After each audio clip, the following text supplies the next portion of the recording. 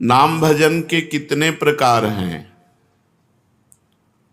नाम भजन के 3 प्रकार हैं। नाम जप, नाम कीर्तन, नाम स्मरण। 3 प्रकार से नाम का रसास्वादन किया जाता है, जप के द्वारा, स्मरण के द्वारा और कीर्तन के द्वारा। ये जप क्या है? प्रभु के जिस नाम में रुचि हो या जो नाम गुरुदेव ने दिया हो, उसी नाम की बार बार आवृत्ति करना, बार बार जपना, इसी को जप कहते हैं। तो जप कितने प्रकार का होता है? ये जप 3 प्रकार का होता है। साधारण जप, उपांशु जप और मानसिक जप। ये 10 गुना पूर्व से होता है। विधि विधान से यज्ञ याज्ञ जो किए जाते हैं, उनसे 10 गुना फल साधारण जप में है। साधारण जप से 1000 गुना फल उपांश में है और उपांश से लाख गुना फल मानसिक में है। मनुस्मृति में ऐसा वर्णन है। साधारण जप क्या है? जिसमें स्वर तो सुनाई दे पर वो कीर्तन नहीं है। जैसे राधा राधा राधा राधा राधा राधा राधा राधा राधा राधा, ये कीर्तन नहीं है, ये साधारण जप है। इसे साधारण जप कहते हैं, जिसमें शब्द बाहर सुनाई दे। उपांशु जप क्या है? जिसमें जीभ और ओठ तो हिले पर शब्द बाहर न सुनाई दे। ये साधारण जप से 1000 गुना फल देने वाला है। ओठ बंद है, अंदर जीभ हिल रही, नाम या मंत्र चल रहा है। मंत्र उपांश से शुरू होता है। मंत्र 2 ही प्रकार जपा जाता है, उपांश और मानसिक।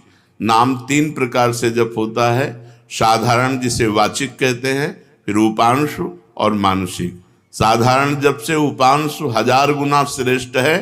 वो जिह्वा चलती है, ओंठ बंद रहते हैं, शब्द बाहर नहीं सुनाई देता। मानसिक जप, जिसमें जीभ भी न हिले और न ओठ हिले, केवल मन से मंत्र का जप करना। जैसे ऐसे शांत बैठे, कोई हरकत बाहर नहीं दिखाई दे रही और अंदर मंत्र चल रहा है, नाम जप चल रहा है। इसे मानस जप कहते हैं। सुना है श्वास के द्वारा नाम जप करने से जल्दी लाभ प्राप्त होता है। हाँ हाँ, श्वासा श्वासा नाम जपे दुविधा रहा न कोई। कोई भी श्वास खाली न जाए, उसमें नाम जप करे तो दुविधा अर्थात भगवत प्राप्ति में कोई संशय नहीं। प्रत्येक श्वास की गति की ओर लक्ष्य रखो। हर श्वास के आने जाने में श्वास के साथ नाम उच्चारण करो। अगर ऐसा नहीं बनता तो उपांशु के साथ श्वास जोड़ो, जिह्वा हिलाओ, नाम या मंत्र जप करो ओंठ बंद करके और श्वास के साथ। आरंभ में माला काउंटर जो आपको सुविधा पड़े वो ले लो और श्वास श्वास कई कई नाम, कई कई मंत्र ऊपर खींचने पर, छोड़ने पर श्वास प्रश्वास में जप करें। धीरे धीरे मन लगने लगता है, क्योंकि बिना मन के छूट जाएगा श्वास। श्वास की गणना छूट जाएगी। हर श्वास में नाम जप करना है। स्मरण क्या है? स्मरण युक्त जप किसे कहते हैं? स्मरण केवल मन की वृत्ति से होता है। जिस जप में नाम लिखा जाता है, नाम साक्षात दिखाई देता है, सुनाई देता है, उसे स्मरण कहते हैं। पूरी स्मृति में नाम या मंत्र विराजमान है, आप उसी में डूब कर जप कर रहे हैं। ये केवल मानसिक होता है, ये न वाचिक होता है न उपांश होता है, ये होता ही मानसिक है। इसीलिए प्रायः इस पर ज़्यादा देर साधक टिक नहीं पाते। नाम मंत्र चल रहा है, बार बार उसी की आवृत्ति लिख रहे हैं, बार बार उसी को सुन रहे हैं, लेकिन जिह्वा नहीं चल रही, कोई चेष्टा नहीं हो रही, अंदर ही हो रहा है। इसे जप स्मरण युक्त कहते हैं, स्मरण जप कहते हैं। ये मानस मूर्ति पूजा की भांति नामोक्षरों की भावना मन में कर सकते हैं। हाँ, कर सकते हैं। जैसे श्री राधा वल्लभ लाल जी की रूप माधुरी सामने है, अब उनके मस्तक पर लिख रहे हैं मंत्र, उनकी छाती पे लिख रहे हैं, उनकी बाजुओं पे लिख रहे हैं, उनके चरणों में लिख रहे हैं, और बार बार जहाँ मन आया पूरे श्रीअंग का दर्शन करते हुए वहीं बार बार मंत्र लिख रहे हैं, बार बार नाम लिख रहे हैं। मानस मूर्ति की पूजा की भांति आपको लाभ देगा। क्या नाम अक्षरों की आवृत्ति का और कोई उपाय है?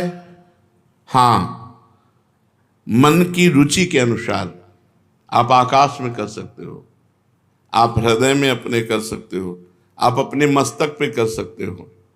मस्तक पे बार बार लिख रहे हैं अपने अंदर से, या आप अपने हृदय में लिख रहे हैं, या सामने बाहर लिख रहे हैं, जैसे आपकी रुचि बने। या आप नाम के पूरे गहने पहना दीजिए ठाकुर जी को। चरणों में नूपुर तो नूपुर की जगह नाम मंत्र, बाजुओं में बाजूबंद तो बाजूबंद की जगह नाम मंत्र, कुंडल की जगह नाम मंत्र, तिलक की जगह नाम मंत्र हम बार बार लिख रहे हैं। ऐसे जैसे भी बने, अंदर से लिखते हुए नाम का स्मरण करना बहुत जोर का लाभ प्रदान करता है।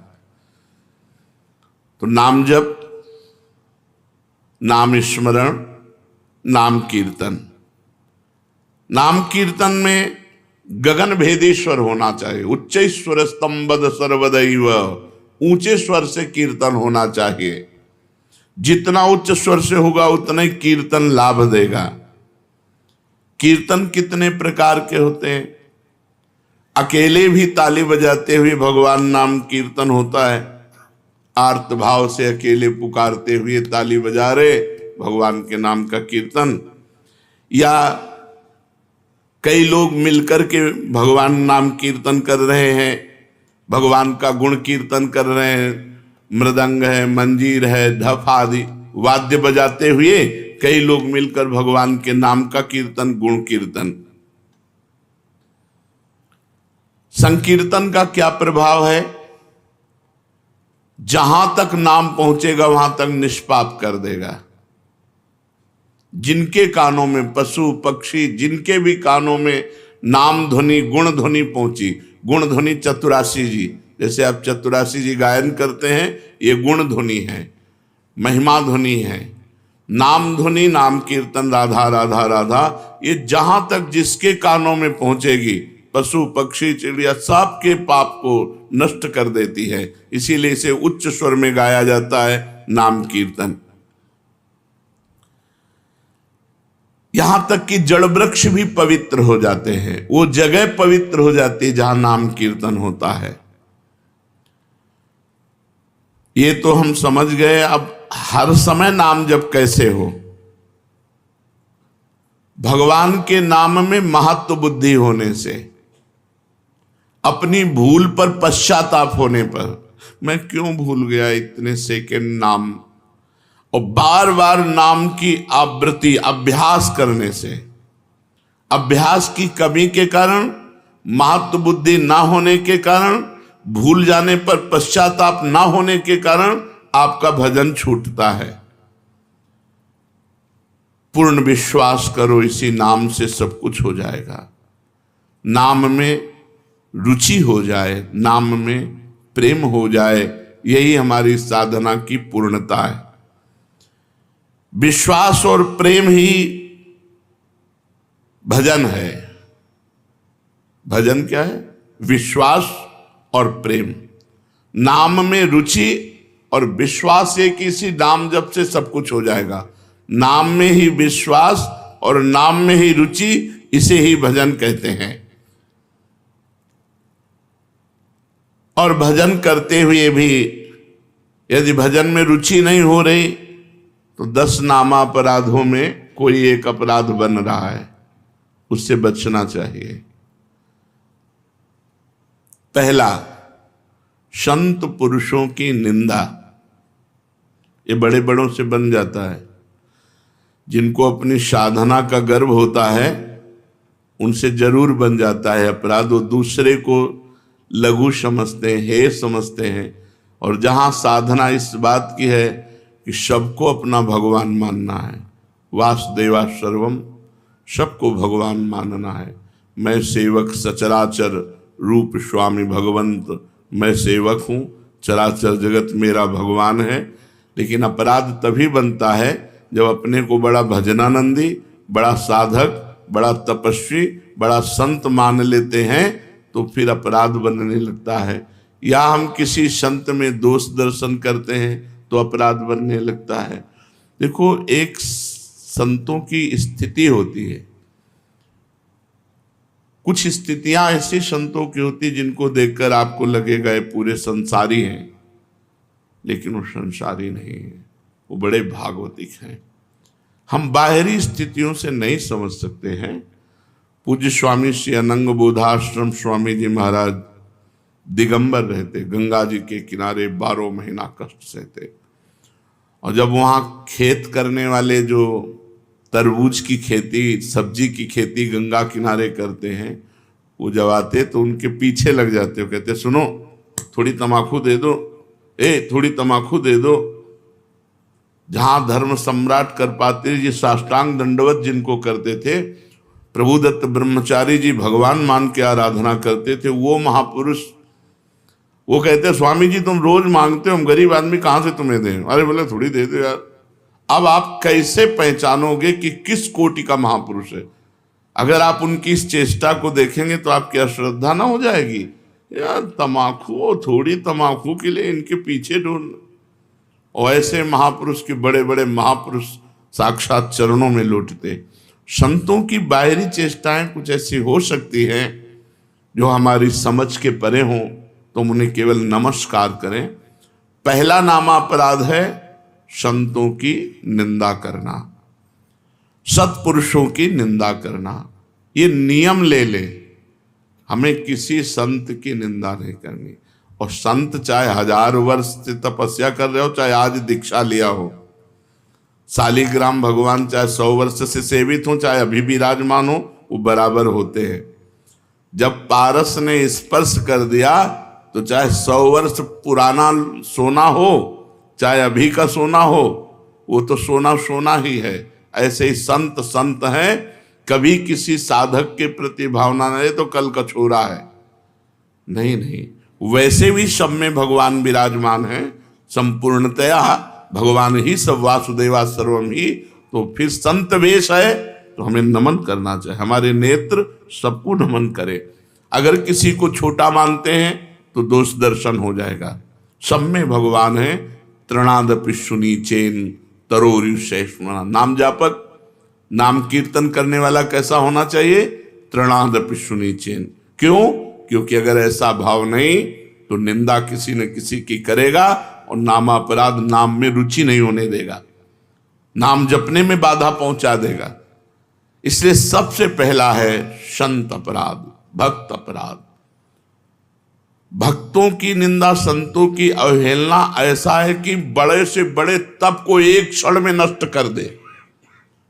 भक्तन निंदा अति बुरी भूल करे जिन कोय, किए सुकृत बहु जन्म के क्षण में डारे खोए। एक क्षण में बहुत जन्मों के पुण्य नष्ट हो जाएंगे, एक जन्म की कौन बात कहे। इसलिए डरो, भक्तन के अपराध से डरपत रहो। ध्रुवदास जी ने कहा है शांत। कोई आके गाली दे जाए, 1-2 थप्पड़ भी मार जाए तो राधे राधे। हमारे भगवान हमारी परीक्षा ले रहे हैं, हमारे भगवान आकर के हम पर कृपा कर रहे हैं, यही भाव रखो। तृणादपि सुनीचेन। मैं भी तो संत हूं, नहीं मैं नीच हूं, मैं अधम हूं, और सब संत हैं, सब भगवान के स्वरूप हैं। ऐसा मानने वाले से कभी अपराध ही नहीं बनता। अपराध बनता है जब गुणाभिमान होता है, अपने में गुणाभिमान होता है, तब दूसरों में दोष दर्शन होता है। इसलिए यदि नाम में निरंतर प्रगति, उन्नति, रुचि निरंतर जपने की प्राप्त करनी है तो ये 10 नामापराध से बच जाए। पहला नामापराध संत पुरुषों की निंदा। इससे ये बहुत खतरनाक है। विश्व में हर अपराध क्षमा करने के उपाय हैं, लेकिन वैष्णव द्रोह, संत निंदा, भक्त निंदा का उपाय नहीं। होत वज्र की लीक, इसे वही भक्त क्षमा कर दे तो बात अलग है जिससे आप अपराध किए हो, अन्यथा भगवान भी क्षमा नहीं करते। जब दुर्वासा जी भगवान के पास गए तो श्री भगवान ने कहा, अहम भक्त पराधीनो असुतंत्र इव द्विज, मैं परतंत्र हूं, ये सुदर्शन मेरे कहने से नहीं रुकेगा। अगर इसके ताप से मुक्त होना चाहते हो तो अम्बरीश जी के चरण पकड़ो जाकर के। ऐसा ही करना पड़ा दुर्वासा जी को। इसलिए काहे को व्यर्थ में विपत्ति मोल में ले, काहे को पाप की गठरी सिर पर चढ़ावे, किसी की निंदा ना करे। हमको क्या लेना, भगवान जिसको जैसा चला रहे हैं वैसा चल रहा है। तेरे भावे जो करे, भलो बुरो संसार, नारायण तू बैठ के अपनो भवन बुहार। तू अपने अंदर देख, जिन दोषों को देखो, भगवान से प्रार्थना करके उनकी निवृत्ति करो, दूसरों के दोष दर्शन मत करो। दूसरा, नामों में भेदभाव, ये नाम जप करो नहीं, सब नाम समान फलदायक हैं। तुम्हें जो गुरु जी ने दिया है तुम्हारे लिए सर्वश्रेष्ठ वो है। ध्यान रखो, सब नाम समान फलदायक है, समान सामर्थ्य है, लेकिन हमें जो गुरु जी ने दिया है वो हमारे लिए सर्वोपरि। जैसे हमारे लिए राधा नाम सर्वोपरि, तो सब नाम हम जब बोलते हैं तो ये बोलते हैं, राम कृष्ण हरि शिव जो तुम्हें प्रिय लगे जपो। हमारी पूछो तो हम वृंदावनवासी, राधा उपासी, राधा राधा राधा। हमारे लिए सर्वोपरि नाम राधा है। जो राम जपते हैं उनके लिए सर्वोपरि नाम राम है। जो शिव जपते हैं उनके लिए सर्वोपरि शिव है। जो कृष्ण जपते हैं उनके लिए कृष्ण है। हर नाम समान सामर्थ्य वाला, समान फलदायी। इसीलिए एक नाम जप करके अन्य नाम जाप की अवहेलना मत कीजिए, अन्य नाम को छोटा मत मानिए, अन्य नाम का उपहास मत कीजिए। अच्छा तुम ये जपते हो, इससे क्या होगा? नहीं, ये नामापराध कर रहे हो, तुम्हारे नाम जप में बाधा पड़ जाएगी, अरुचि हो जाएगी। तीसरा, नामदाता गुरु का अपमान।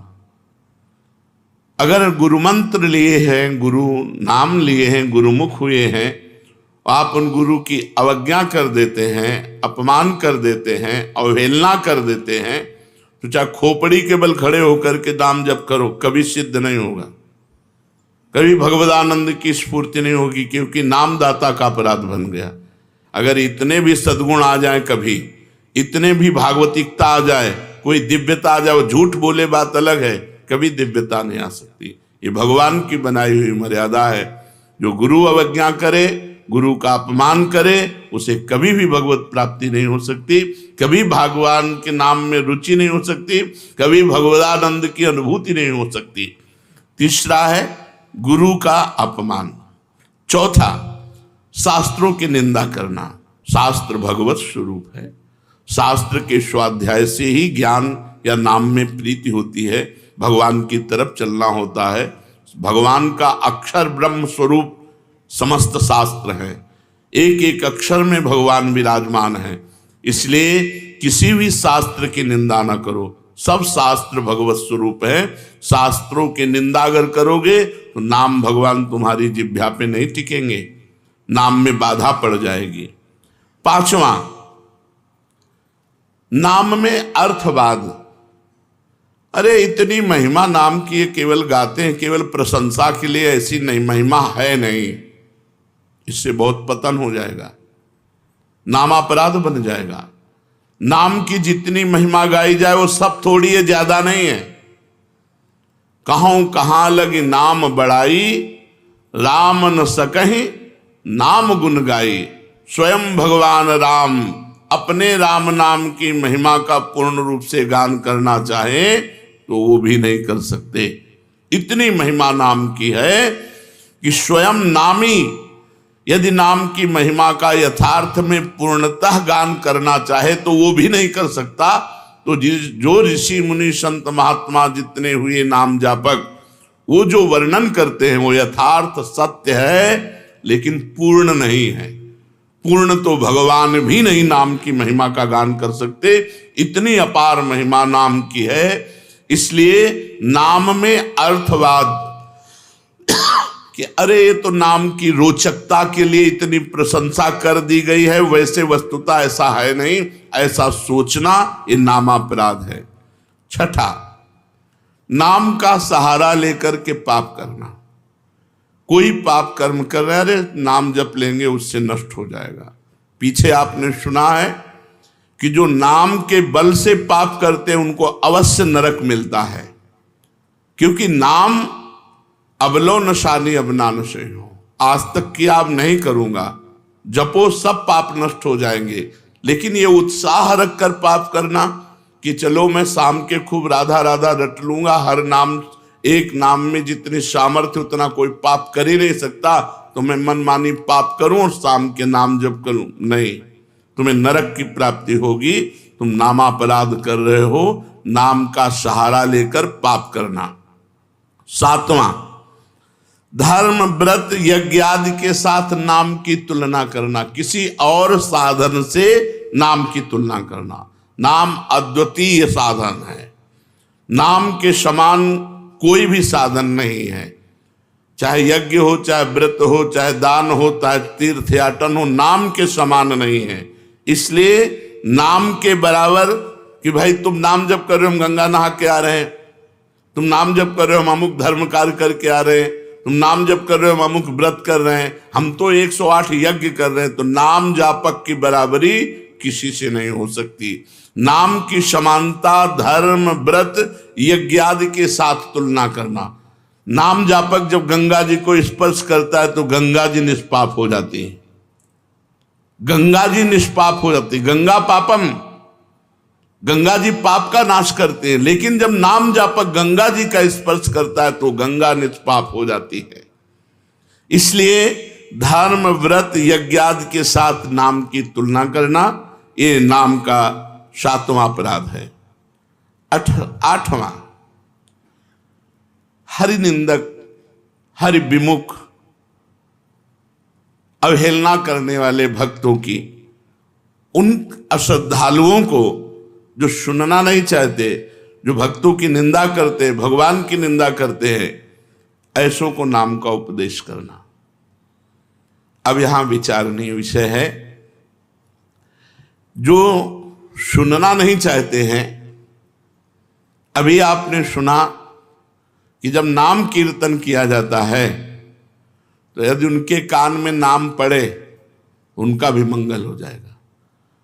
उनको उपदेश नहीं करना, लेकिन नाम सुनाना है। दूर से भगवान नाम की जय घोष करनी है, घोर पापी के भी कान में जाएगा तो उसका मंगल करेगा। नाम कीर्तन की महिमा में सुना।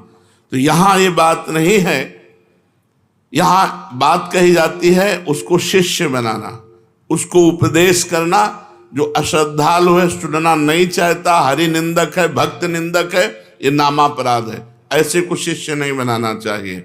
लेकिन नाम कीर्तन सुनने का सब कोई अधिकारी है। जैसे जगाई और मधाई, मांस मदिरा आदि सबसे युक्त पुरुष, घोर दुष्ट स्वभाव, भक्त को देख करके ही गाली देना और उनका उपहास करना।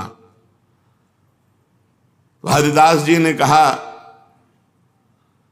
नित्यानंद महाप्रभु से, छोड़ो, इनके समीप भी नहीं चलना, ये मोहल्ले में उनका तंबू लगा हुआ है, शिविर लगा हुआ है, चलोगे ठीक नहीं है। काहे को मधुमक्खी के छत्ता पे ईंट मारे, वो भनभना के तुम्हारे ऊपर ही आएंगी। तो नित्यानंद महाप्रभु ने कहा अधिकारी तो यही है, ऐसे लोग ही अधिकारी हैं हरिनाम के, जो घोर पापाचरण में रत हैं। उनके कान पर यदि हरिनाम जाएगा तो उनका भी मंगल हो जाएगा। जाके महामंत्र का उच्चारण किया, परिणाम वही हुआ जैसे बर्रा के छत्ता में कोई ईंट मार दे। शराब के नशे में थे, एक घड़ा उठाया और फेंक के मारा तो नित्यानंद महाप्रभु के सर पर लगा और रक्तस्राव होने लगा। भगवान नाम उच्चारण करते हुए ये प्रहार उनको सहना पड़ा। उनके लिए जब ये सूचना मिली चैतन्य महाप्रभु को तो भगवद आवेश में आ गए और सुदर्शन चक्र का स्मरण किया। सबने प्रार्थना करी, नित्यानंद महाप्रभु चरणों में लौट गए, प्रभु आपका अवतार दुष्टता का नाश करने के लिए, दुष्टों का नाश करने के लिए नहीं, प्रभु ये आपके विशेष दया पात्र है, कृपा पात्र है। आखिरकार उन दोनों भाइयों को महाभागवत बना दिया, जगाई मधाई को महाभागवत बना दिया। उनके नाम के घाट बने हुए हैं। तो भगवान नाम सुनने का अधिकारी सब कोई है, लेकिन भगवान नाम की दीक्षा का जो हरिनिंदक है, भक्त निंदक है, अश्रद्धालु है, ऐसे को यदि नाम उपदेश किया जाए तो नामापराध लगता है। 9वां, इतनी नाम की महिमा सुनी और फिर भी नाम जप नहीं किए, ये नामापराध है। ये 9वां नामापराध है, नाम की महिमा सुनकर नाम में प्रेम ना करना, नाम की महिमा सुनकर नाम जप ना करना। इतनी महिमा सुनी, भगवान ने इतनी कृपा करी कि नाम की महिमा सुनवाई और आप नाम जप में नहीं लगे, अब आप अपराधी हो, आपको दंड मिलेगा। 10वां, मैं मेरे में फंसे रहना और भोगों से प्रेम करना और नाम का विस्मरण कर देना। नाम गुरु जी ने दिया, जपने की प्रेरणा की, मैं मोर तोर तैसी माया में फंसे रहे, भोगों में फंसे रहे, तुम्हारी दुर्गति पक्की होगी। ये 10 नामापराधों से यदि बच जाए तो नाम जप और नाम कीर्तन में आसक्ति हो जाएगी, नाम में प्रेम हो जाएगा। यदि हमें नाम में प्रेम नहीं हो रहा तो देख लो इन 10 नामापराधों में कोई एक अपराध बन रहा है। पहला, संत पुरुषों की निंदा। दूसरा, नामों में भेदभाव। तीसरा, गुरु का अपमान। चौथा, शास्त्र निंदा। 5वां, हरिनाम में अर्थवाद। छठा, नाम का सहारा लेकर पाप करना। 7वां, धर्म व्रत यज्ञादि के साथ नाम की तुलना करना। 8वां, अश्रद्धालु हरिविमुख और सुनना ना चाहने वालों को भी नाम का उपदेश करना। 9वां, नाम का महत्व सुनकर भी नाम में प्रेम ना करना। 10वां, मैं मेरे तथा भोगादि विषयों में लगे रहना। ये 10 नामापराध हैं। अब आज हमको पता चला 10 नामापराध हैं, इनमें हमसे कई नामापराध हो गए, तो उनसे कैसे छूटे? तो प्रश्न है, नामापराध यदि बन जाए तो उससे छूटने का उपाय क्या है? नामापराध यदि बन जाए तो उससे छूटने का उपाय क्या है? तो कहते हैं कि नामापराध को छुड़ाने के लिए नाम ही है। पश्चाताप करते हुए नाम जप करो, वो नामापराध को भी मिटा देगा। अपनी भूल को, अपनी गलती को बार बार दोहराओ, मेरे से ऐसा क्यों हो गया, हे भगवान ऐसा नहीं होना चाहिए था, राधा राधा राधा राधा, वो भस्म हो जाएगा। अंदर जलन होना, पश्चाताप होना, अपनी भूल स्वीकार करना और नाम जप करना, तो नाम जप से ही और पश्चाताप से ही आपका नामापराध नष्ट हो जाएगा। नाम आश्रय से चमत्कारी लाभ होने का क्या उपाय है कि हमारे जीवन में चमत्कार होने लगे? ऐसा कोई उपाय बताइए। चमत्कारी लाभ, भाई नाम स्वयं में चमत्कार है। एक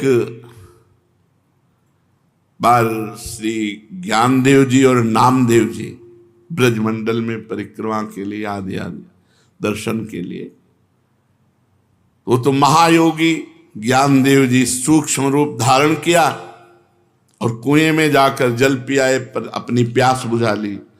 नामदेव जी से कहा आप, तो उनका हमारे पास तो योग है नहीं, नाम ही है, विट्ठल विट्ठल विट्ठल विट्ठल। तो कुएं से पानी ऊपर उठने लगा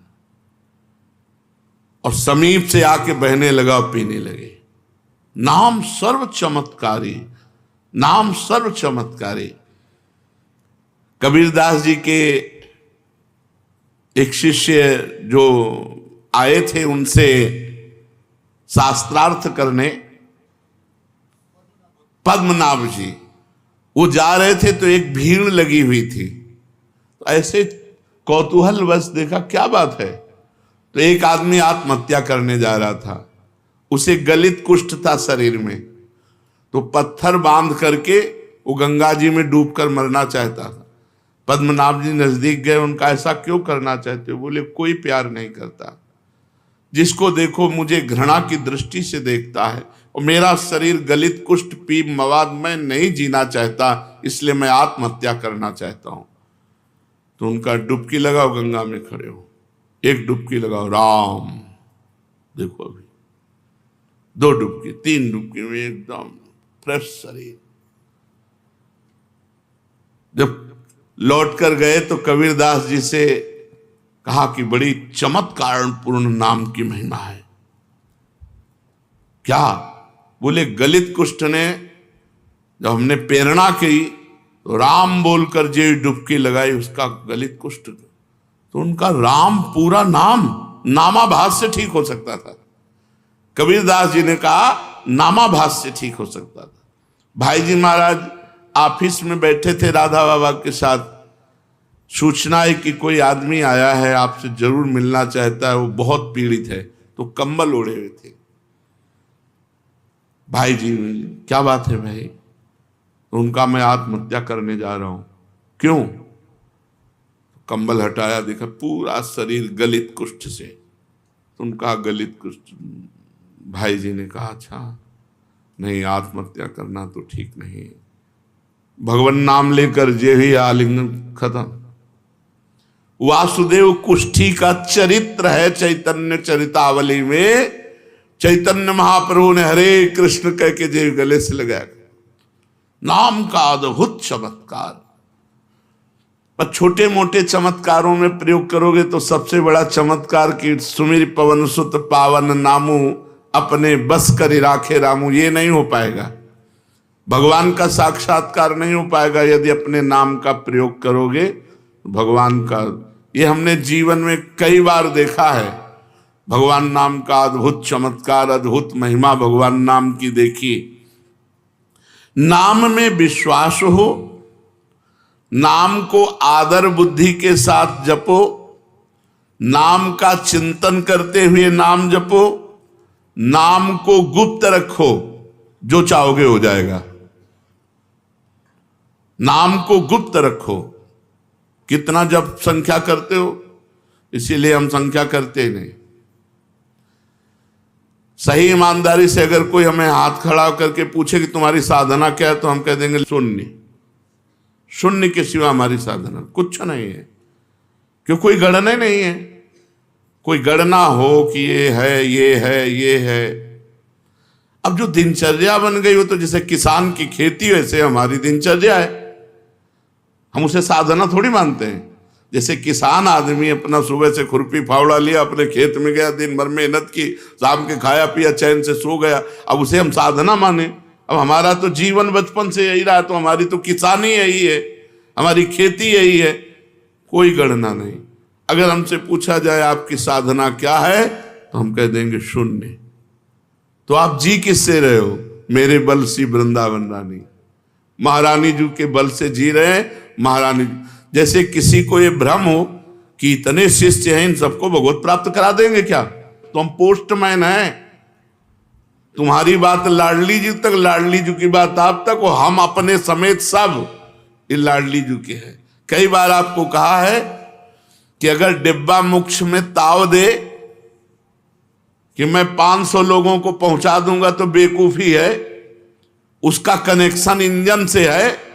इंजन में 2-4 लोग जाते हैं और डिब्बे में 100-200 लोग बैठ करके स्टेशन पहुंच जाते हैं। हमें डिब्बा, इंजन नहीं है कि तुम्हारे में क्या पावर है दिखाओ, तो शून्य है पावर।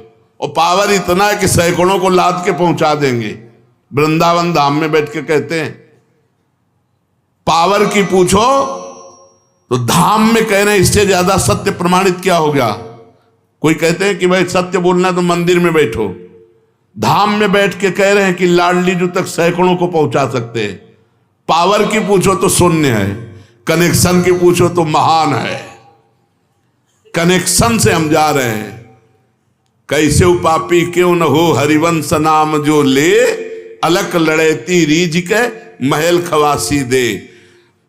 हरिवंश प्रताप ही जानत हैं, हरिवंश प्रबोध क्या प्रताप, श्री हरिवंश प्रताप नाम नौका निज केवग, भवसागर सुख तरत निकट हरिवंश जी। आवा भैया नाव में बैठ जाओ। बैठ गए किसकी? हरिवंश की नाव में। खेवैया वो हैं अपने बैठ के तरंगे देख रहे हो, निकुंज पहुंच गए।